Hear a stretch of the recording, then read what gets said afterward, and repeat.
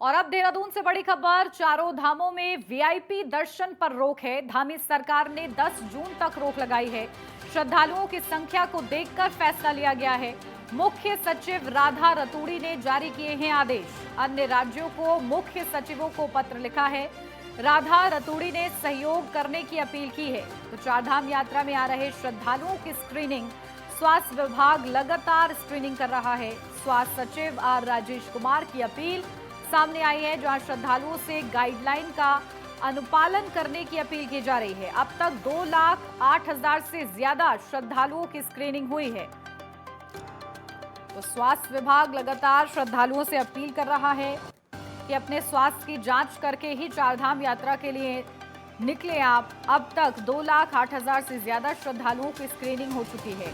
तो चारों धामों में वीआईपी दर्शन पर रोक लगी है। तो धामी सरकार ने 10 जून तक रोक लगाई है। श्रद्धालुओं की संख्या को देखकर बड़ा फैसला लिया गया है। तो मुख्य सचिव राधा रतूड़ी ने यह आदेश जारी किया है। अन्य राज्यों को मुख्य सचिवों को उन्होंने पत्र लिखा है और सहयोग करने की अपील की गई है इस पत्र के जरिए। तो बिना रजिस्ट्रेशन के यात्रियों को रवाना ना किया जाए, ये अपील की गई है। चारधाम यात्रा में आ रहे श्रद्धालुओं की स्क्रीनिंग, जहां स्वास्थ्य विभाग लगातार स्क्रीनिंग कर रहा है। तो स्वास्थ्य सचिव आर राजेश कुमार की अपील, श्रद्धालुओं से गाइडलाइन का अनुपालन करने की अपील की गई है। तो अब तक करीब 2,08,000 से ज्यादा श्रद्धालुओं की स्क्रीनिंग हुई है।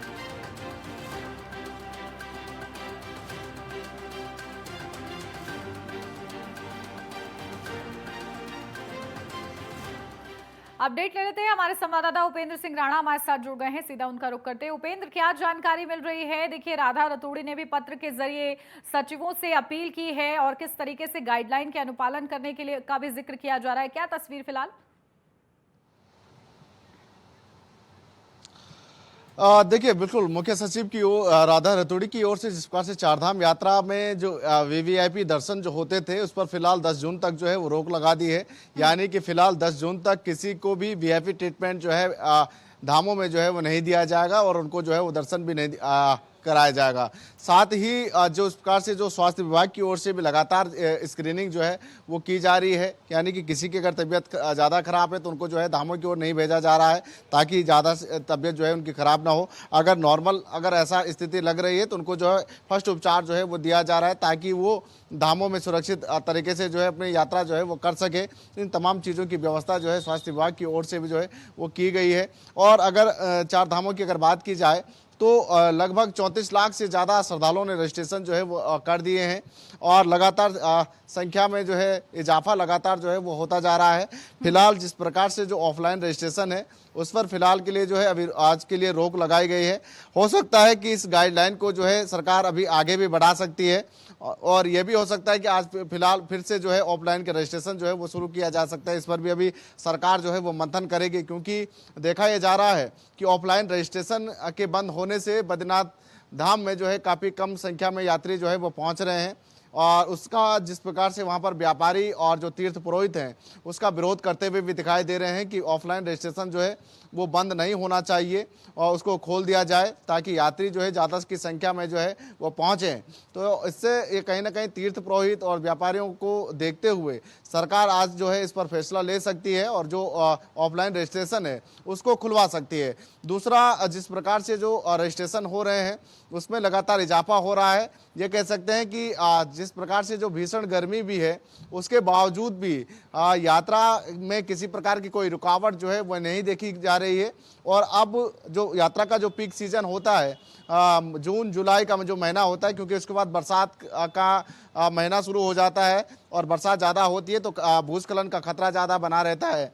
तो ऐसे में ये 2 महीने जो है काफ़ी पीक होते हैं और ज़्यादा संख्या में जो यात्री हैं, जो श्रद्धालु हैं, वो अपना रजिस्ट्रेशन जो है वो कर रहे हैं और ज़्यादा की संख्या में श्रद्धालु जो हैं वो दर्शन कर रहे हैं। सबसे ज़्यादा अगर दर्शन किए जा रहे हैं तो केदारनाथ धाम में जो है ज़्यादातर संख्या में यात्री पहुंच रहे हैं। ज़्यादातर श्रद्धालु वहां पर जो है केदारनाथ के दर्शन जो है वो कर रहे हैं और देखा जा रहा है कि पैदल मार्ग से लेकर हेली सेवा से जो है लगातार यात्रियों का जो जमावड़ा है केदारनाथ में जो है वो लगा हुआ, लंबी कतारें जो है लगी हुई है।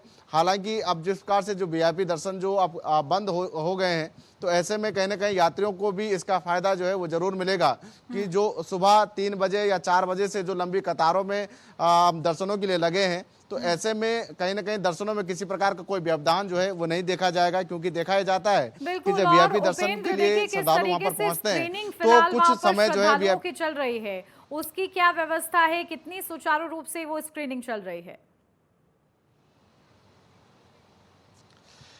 देखिए, अगर धामों की अगर बात की जाए तो 2,08,000 से ज्यादा श्रद्धालुओं की स्क्रीनिंग जो है वो हो चुकी है और लगातार स्वास्थ्य विभाग की जो टीमें हैं चारों धामों में जो है मौजूद हैं।